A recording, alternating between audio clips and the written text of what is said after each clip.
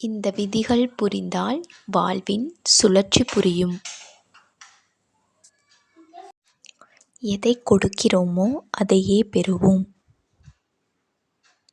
வாழ்வில் நமக்கு கொடுக்கப்பட்ட அனைத்தும் இறையருளால் நாம் ஏற்கனவே செய்த செயல்களின் பலனாக பெறப்பட்டது. எதை கொடுக்க வேண்டும் வேண்டாம் என்ற முடிவு நம்முடையது. பிறருக்கு பலனளிக்கக்கூடிய நல்ல விஷயங்களை நாம் கொடுக்க முயற்சிக்கும் போது அதற்கான பலனை வரும் காலங்களில் சந்தேகமின்றி அடையலாம். நமக்கு தேவையானதை நாம் தான் செய்ய வேண்டும்.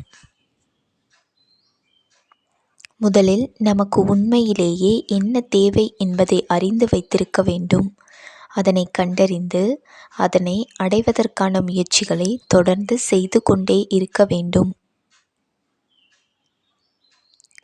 இங்கு அவரவர்களின் தேவைகளை பூர்த்தி செய்து கொள்ளவே சிரமப்படுகின்றனர். எனவே மற்றவர்கள் நமக்கு தேவையானதை செய்வார்கள் என்று காத்திருப்பது வீணான செயலாகும்.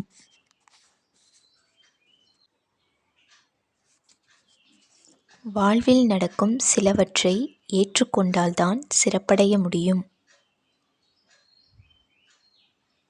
எல்லா துன்பங்களிலும் ஏதோ ஒரு நன்மை ஒளிந்து கொண்டுதான் இருக்கும். அதனை இப்போது நம்மால் அறிய முடியாவிட்டாலும் சில காலம் கழித்து உணர முடியும்.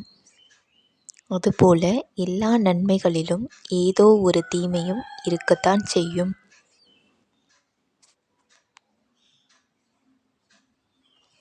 இங்கு முழுமையான நன்மையும் இல்லை, முழுமையான தீமையும் இல்லை.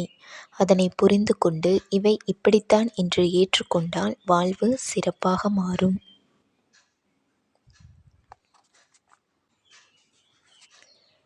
நாம் மாறும்போது பல விஷயங்கள் மாறும்.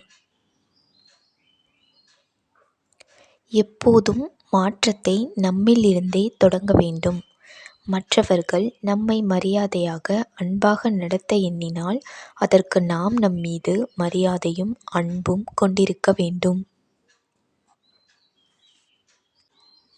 நம்முடைய குணநலன்களில் சரியான மாற்றங்களை ஏற்படுத்தும் போது நம்முடன் இருப்பவர்களும் சூழ்நிலைகளும் நமக்கு ஏற்றாற்போல் மாறும். இதன் மூலம் நாம் நினைத்ததை நம்மால் அடைய முடியும். கடந்த காலம், நிகழ்காலம், எதிர்காலம் என ஒன்றுடன் ஒன்று தொடர்பு கொண்டுள்ளது. நாம் செய்யும் ஒவ்வொரு செயலுக்கும் ஒரு காரணம் உள்ளது. நாம் தீமை செய்தாலும் நன்மை செய்தாலும் அதன் மூலம் ஒரு பாடத்தை கற்றுக்கொள்கிறோம். நேற்று நாம் செய்த சிறப்பான செயல்களுக்கான பலனை இன்று அனுபவிக்கிறோம். இன்று நாம் செய்து கொண்டிருக்கும் செயல்களுக்கான பலனை நாளை அனுபவிப்போம். எனவே இன்று, நேற்று, நாளை மூன்றும் ஒன்றுடன் ஒன்று தொடர்பில் இருக்கும். இந்த வீடியோ பிடித்திருந்தால் லைக் செய்யவும். இதுபோன்ற வீடியோக்களை காண சப்ஸ்கிரைப் செய்யவும். நன்றி.